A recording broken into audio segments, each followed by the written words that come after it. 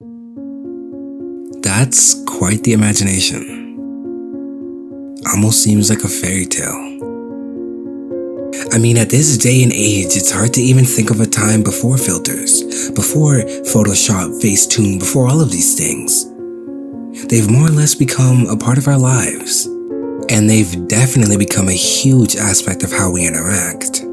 And of course, I don't just mean snap filters. I mean the filters we put up in real life. How you filter yourself at home, at work, with friends, the filters that we eternally erect. Because we don't think that our true self will ever be good enough. See, we all suffer from an identity crisis.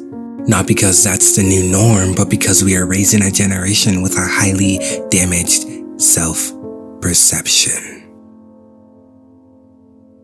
And it's only damaged because of the constant non-stop comparison that we put ourselves through. Always comparing ourselves to what we see on social media, not realizing that what we are looking at, what we are comparing ourselves to isn't even real. It's a filter.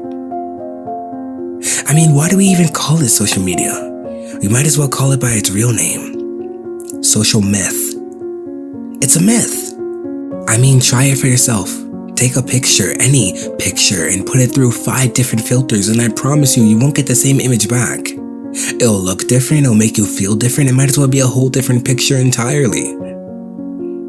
And that's what we do on social media. But instead of putting ourselves through 5 different filters, we put ourselves through 50. So many filters to a point where who you are on social media is nowhere near who you are in real life. You can have a whole different persona, you can live a whole different lifestyle with a whole different personality. To be honest, I've even heard of people having their own different family. And no one would know. No one would know. Is that not terrifying? Your self-image isn't even a self-image, it's an everyone image. It's an image that you made based upon how you think other people see you. You've taken bits and pieces from everything that everyone's ever told you, and you put it together to form a socially acceptable version of yourself. And my only question is, why? To be honest, I don't know. It seems as if we all have 2 different personalities inside of us. And some of us, we get good at it. We can have 3 or 4 or 10 different personalities all inside of us, and then we sit there and wonder why we all have an identity crisis. Well, of course we do.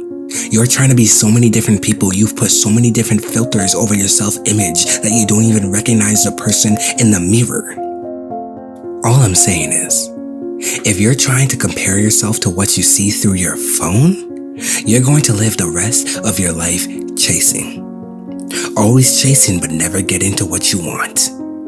Because on social media, there's always something new. Always something different, some new trend, some new idol, something.